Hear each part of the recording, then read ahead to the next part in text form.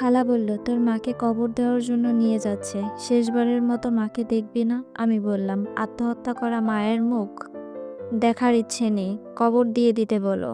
রাগ করে থাকিস না নয়ন, পরে যখন রাগ শেষ হবে তখন কিন্তু মাকে দেখার জন্য কবর ভেঙে ফেলতে ইচ্ছে করবে। আমি চিৎকার দিয়ে বললাম, বললাম তো আমার ইচ্ছা করবে না, কোনোদিনও না। বাবার সঙ্গে রাগ করে যে স্বার্থপরের মতো আমাকে রেখে আত্মহত্যা করেছে, কেন? আমি কি তার কেউ না? সে একবারও চিন্তা করে নাই আমি এতিম হয়ে যাব। বাবা বিয়ে করে আলাদা হয়ে গেছে, তাহলে কার কাছে আমি মানুষ হব বলো? শয়তানের ধোকায় পড়ে এসব করে বাবা। তুমি চলো, সবাই তোর জন্য অপেক্ষা করছে, একটু পরে বৃষ্টি হতে পারে, তখন মাটি দিতে ঝামেলা হবে। আমি যাব না। যাব না মানে যাব না। সে আমার কেউ না। যে মহিলা আমার কথা চিন্তা না করে একা একা মরে গেছে, তার জন্য আমার কোনো অনুভূতি নেই খালা। তাকে মাটি দিয়ে দিতে বলো। এরপরেই জোরে জোরে খালাকে রুম থেকে বের করে দিতে দরজা বন্ধ করে দিলাম। বাহির হতে আরও কিছুক্ষণ ডাকাডাকির শব্দ পেলাম, তারপর আর কেউ ডাকলো না। মনে হয় সবাই মায়ের দাফনের কাজ করতে চলে গেছে, আর মহিলারা উকিঝুঁকি দিয়ে মায়ের শেষ বিদায় দেখছে। গতকাল দুপুরে খবর পাওয়া গেছে বাবা ইতালিতে আরেকটা বিয়ে করেছে। বিয়ের কারণ হচ্ছে তার পাকাপোক্তভাবে ইতালিতে থাকার ব্যবস্থা করা। ১৩ বছর ধরে এখানে অবৈধ কাগজ করতে পারেননি, তাই দেশেও আসতে পারে না। ইচ্ছে করলে তিনি আসতে পারবেন, কিন্তু আর ফেরার পথ থাকবে না, তাই আসছে না। একদিকে বাবার পরে গিয়েছে ও অনেকে বৈধ কাগজে পেয়েছে, এমনকি তারা দেশে এসে ঘুরে গেছে। তাই বাবা আর ধৈর্য ধরতে না পেরে সেইখানে এক বাংলাদেশি ডিভোর্সি মেয়েকে বিয়ে করেছেন। সেই মহিলার বৈধ কাগজ আছে, তাই তিনি সে সূত্রে তার বাবা, স্বামী আমার বাবা, বৈধ কাগজ করে দিতে পারবেন। বাবা অবশ্যই দাদা দাদির এমনকি মায়ের সঙ্গে খোলামেলাভাবে আলোচনা করেছে, কিন্তু মা সেখানে ঘোর আপত্তি জানিয়েছে। রাগ করে বাবার সঙ্গে কথা বলেননি অনেক দিন। মায়ের মনে বিশ্বাস ছিল তার রাগের দিকে তাকিয়ে বাবা আর সিদ্ধান্ত পরিবর্তন করবে, কারণ মা বাবার ভালোবাসার বিয়ে করেছিলেন। তারপর আমার জন্মের ২ বছর পরে বাবা বৈধ ভিসায় লিবিয়া চলে যায়। তাই বছর পর বাবা সেখান থেকে দালাল ধরে ইতালিতে পালিয়ে যায়। কিন্তু এত কিছুর পরও যখন গতকাল বাবার বিয়ের সংবাদ পেলাম, তখন মা একদম চুপ হয়ে গেল। দাদা বাড়ি থেকে বিকেলেই আমাকে সঙ্গে নিয়ে নানা বাড়িতে চলে আসেন। নানা নানি কেউ জীবিত নেই, একমাত্র মামা, তার স্ত্রী, সন্তান সবাইকে নিয়ে চট্টগ্রামে থাকে। পুরনো নানা বাড়িতে বাস করে আমার ছোট খালা, তাই আমার সেখানে এসে উঠলাম। পুরনো আমলের বিশাল বাড়ি, তাই অনেকগুলো রুম। আমি প্রায় বেড়াতে আসতাম, তাই আমার জন্য আলাদা একটা রুম থাকে এ বাড়িতে। আসার পর মা কারো সঙ্গে কোনো কথা বলে নাই, চুপচাপ বসে থাকতেন। আমিও তেমন কিছু বলতাম না। রাত ১০টার দিকে আমরা সবাই মিলে একসঙ্গে ডিনার করলাম। আমি আমার রুমে ঘুমাতে গেলাম, কিন্তু বরাবরই রাত ২টার আগে ঘুমানোর অভ্যাস নেই, তাই মোবাইলে হিন্দি সিনেমা দেখতে শুরু করলাম। রাত ১টা ৪৮, হঠাৎ করে দরজায় টোকা পড়ল। আমি উঠে গিয়ে দরজা খুলে দেখি মা দাঁড়িয়ে আছে। তাকে দেখে বোঝা যাচ্ছে তিনি তাহাজ্জুদ নামাজ পড়ে মাত্র এসেছেন বা পড়ার প্রস্তুতি নিচ্ছেন। মা আমাকে ঠেলে ভিতরে প্রবেশ করলেন, তারপর বিছানার একপাশে বসতে বসতে বললেন, আমার ধারণা ছিল তুমি এখনো জেগে আছো, তাই তোমার সঙ্গে কিছু কথা বলতে এলাম। বলো মা। আর তুমি এখন না বললে সকালেও তো বলতে পারতে। হ্যাঁ পারতাম, কিন্তু এখন বলতে ইচ্ছে করছে, তাই এখনই বলি। মানুষের মৃত্যু কখন এসে উপস্থিত হয় কেউ বলতে পারে না। দেখা গেল আমি তোমার সঙ্গে কথা না বলে চলে গেলাম, সকালবেলা তুমি দেখতে পেলে আমি পৃথিবীতে নাই, তখন তোমার খুব আফসোস হবে, তাই না? হ্যাঁ হবে, কিন্তু আমি জানি আমার মা অনেক বছর বেঁচে থাকবে, আর আমি আমার মাকে মা বলে ডাকবো, আর সে বলবে আর একবার ডাক। শোন, তোকে কিছু কথা বলি। তোর এখন যথেষ্ট বয়স হয়েছে, পৃথিবীতে একা একা চলার মতো বুদ্ধি তোর হয়েছে। মানে কি মা? এখন তুমি মাথায় হাত রেখে আদর না করলে আমি ঘুমোতে পারি না। বাহির থেকে বাসায় ফিরে তোমার মুখ না দেখলে সবকিছু ভেঙে ফেলতে ইচ্ছে করে। এগুলো হচ্ছে অভ্যাস। মনে করো, কাল থেকে যদি আমি না থাকি, তাহলে সপ্তাহ খানিকের মধ্যে সবকিছু স্বাভাবিক হয়ে যাবে। কেন, তুমি কোথায় যাবে মা? এখনো সিদ্ধান্ত নেইনি, তবে যেতে পারি বলে সম্ভাবনা আছে, তাই তাহাজ্জুদ নামাজ পড়ে তোমার সঙ্গে কথা বলতে আসলাম। এটা যদি দাদা বাড়ি হতো তাহলে আমি তোমাকে বলতাম চলো নানা বাড়িতে চলে যাই, কিন্তু এটা তো তোমার বাড়ি, সুতরাং এখান থেকে তুমি কোথায় যাবে মা? আচ্ছা, সে তর্কে যাচ্ছি না। তোমার বাবা কাজটা তোমার কাছে কেমন মনে হচ্ছে? তোমার বাবার সিদ্ধান্ত ঠিক ছিল নাকি ভুল ছিল? সম্পূর্ণ ভুল। এজন্য আমি বাবাকে কোনোদিনই ক্ষমা করব না মা। তোমার বাবাকে আমি বলেছিলাম যে এত বছর ধরে তো অনেক টাকা আয় করলে, এখন যদি বৈধ কাগজ না পাওয়া যায় তাহলে সবকিছু নিয়ে একবারে দেশে চলে আসো, তারপর সেগুলো নিয়ে দেশে একটা ব্যবসা করো। কিন্তু তোমার বাবা অন্য যুক্তি দিলেন। কি যুক্তি মা? তার বক্তব্য হচ্ছে তিনি সেখানকার গ্রিন কার্ড পেলে তোমাকেও সেখানে নিতে পারবে আর তোমার ভবিষ্যৎ উজ্জ্বল হবে। তাই তিনি আমার কথা রাখতে অস্বীকার করেছেন।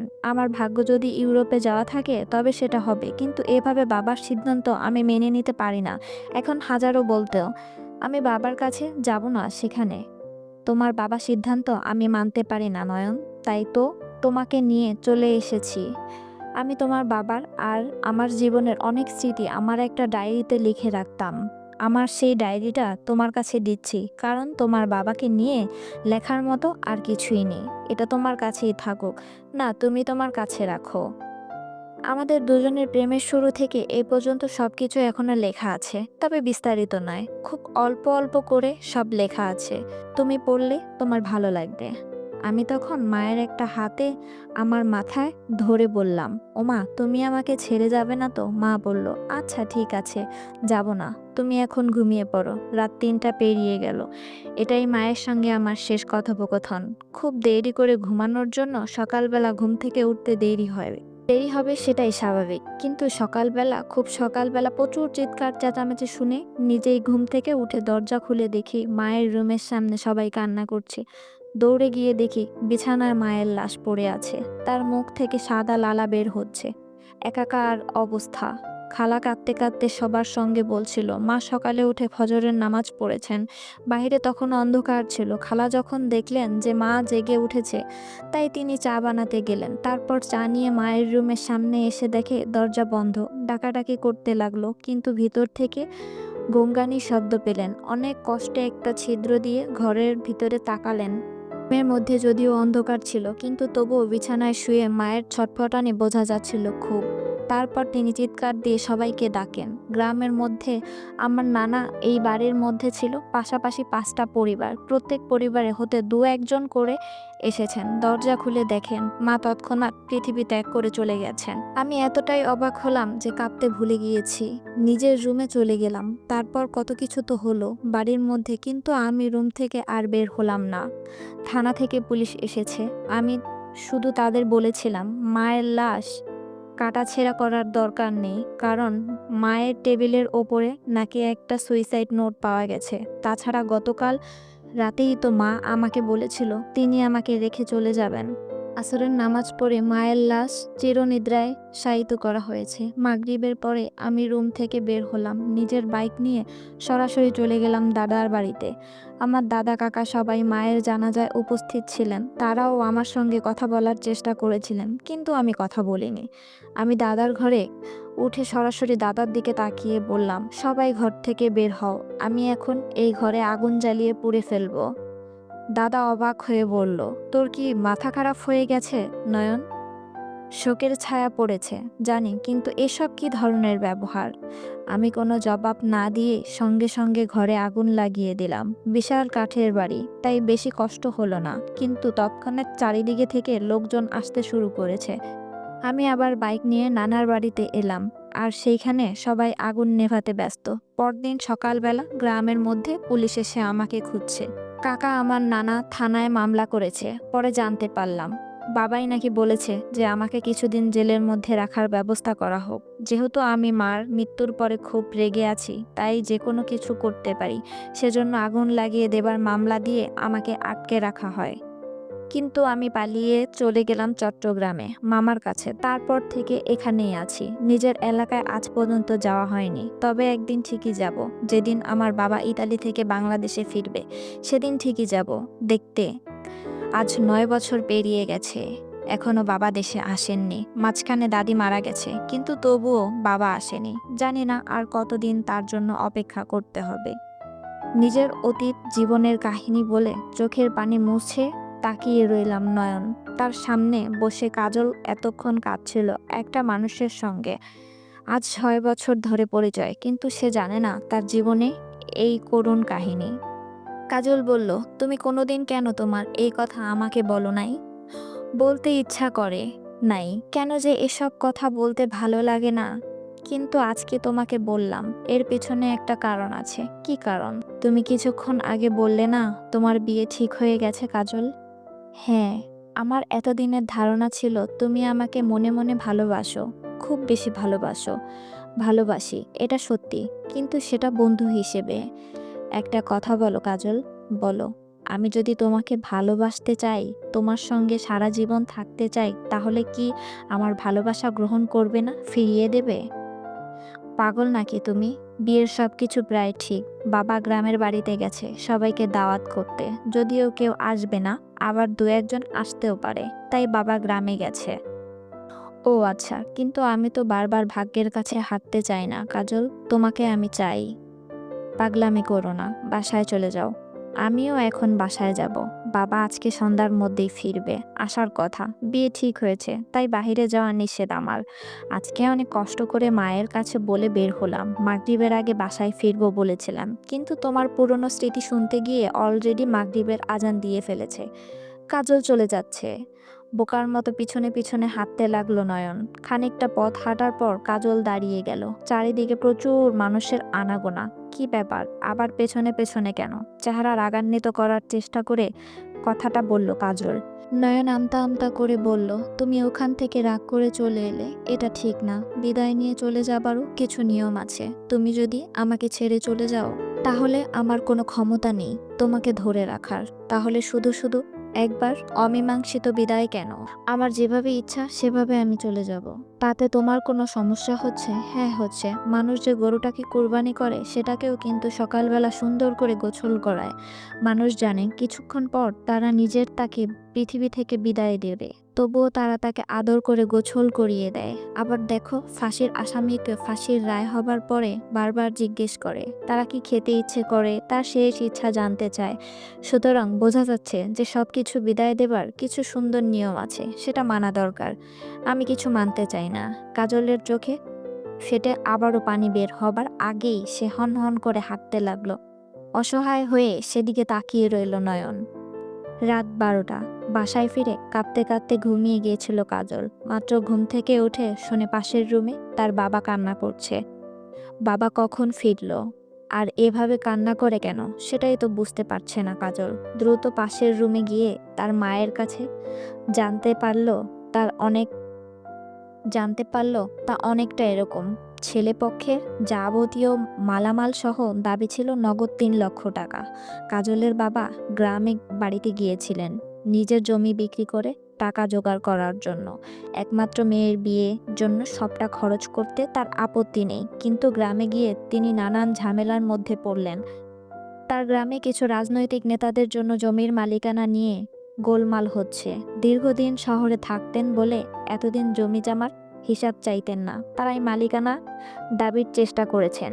তিনি ধরার চেষ্টা করেও তিনি কিছু করতে পারেননি। ছেলেপক্ষের টাকার কথা শুনে কাজলের মগজের রক্ত উঠে গেল। সে তার হাত দিয়ে আংটি খুলে মায়ের হাতে দিয়ে বলল, আমি মরে যাব, তবুও এই বিয়ে করব না মা। রুমের মধ্যে এসেই কাজল নয়নের নাম্বার বের করে কল দিল। নয়ন রিসিভ করে বলল, আমি গাড়িতে আছি, জরুরি কিছু বলবা? গাড়িতে মানে? রাত 12:30টার সময় তুমি গাড়িতে করে কোথায় যাও? ঢাকায়। কাজল, কেন হঠাৎ ঢাকায় কেন? আমার ৯ বছর অপেক্ষা শেষ। বাবা আজ রাতে ফ্লাইটে দেশে ফিরবেন। আগামীকাল ভোর 4টায় তিনি ঢাকা বিমানবন্দরে নামবেন। একদম পারফেক্ট একটা সময়। ৯ বছর আগে ঠিক ভোরবেলা কিন্তু মা আত্মহত্যা করেছিলেন। কাজল পাগলের মতো হয়ে বলল, পাগলামি করো না নয়ন। যা কিছু হয়েছে ভুলে যাও। আমি রাখলাম কাজল। তোমার কাছে একটা নাম্বার SMS করে দিচ্ছি, আমার মামাতো ভাইয়ের নাম্বার। বিমানবন্দরে খুনাখুনি করলে আমি হয়তো গ্রেপ্তার হব, কিন্তু সকালবেলা আমার নাম্বার বন্ধ পেলে সেই নাম্বারে কল দিয়ে আমার খবর জেনে নিও। নয়ন কল কেটে দিয়ে নাম্বার মেসেজ করে দিয়ে দিল। তারপর মোবাইল বন্ধ। কাজল সঙ্গে সঙ্গে সেই নাম্বারে কল দিল, কিন্তু সেটাও বন্ধ। তখন সারা রাত জেগে টেনশনে অস্থির হয়ে কেটে গেল কাজলের। সকাল হয়ে গেছে, তবুও বারবার শুধু দুটো নাম্বারে কল দিচ্ছে। বেলা 7টার দিকে নয়নের মামাতো ভাইয়ের নাম্বারে কল গেল, আর সঙ্গে সঙ্গে রিসিভ হলো। হ্যালো, কে বলছেন? আমি কাজল, নয়নের বন্ধু। জি বলুন। নয়নের নাম্বারে গতকাল রাত থেকেও বন্ধ পাচ্ছি। একটু পারিবারিক সমস্যা হয়েছে, তাই বন্ধ। আমি কিছুটা জানি, নয়ন বলেছিল তাই। খোঁজ না পেলে আপনার সাথে যোগাযোগ করতে বলেছে। নয়ন গতকাল রাতে ঢাকা গেছে, আমার কিছু জানতাম না। তার বাবা আজকে সকালে বিমান থেকে নেমেছেন তার বর্তমান স্ত্রী সন্তান নিয়ে। বিমানবন্দরের বাইরে বের হয়ে তারা যখন গাড়ি নিয়ে যাচ্ছেন, তখন উত্তর কুড়িল বিশ্ব রোডে ফ্লাইওভারের ওপর তাদের গাড়ি দাঁড় করিয়ে নয়নের বাবাকে খুন করা হয়েছে। খুনিদের সবাই কালো মুখোশ পরা ছিল, তাই কাউকে চেনা যায় নাই। তবে খুন যে নয়ন করেছে তাতে নাকি কোনো সন্দেহ নেই। কেন? নয়নের বাবাকে গুলি করার সময় তাকে বলা হয়েছে, মায়ের মৃত্যুর পর থেকে অপেক্ষা করছি, তুমিও পৃথিবী থেকে চলে যাও। নিজের সন্তান হয়ে তোমাকে খুন করলাম। সরি আব্বাজান, উপরে ভালো থেকো।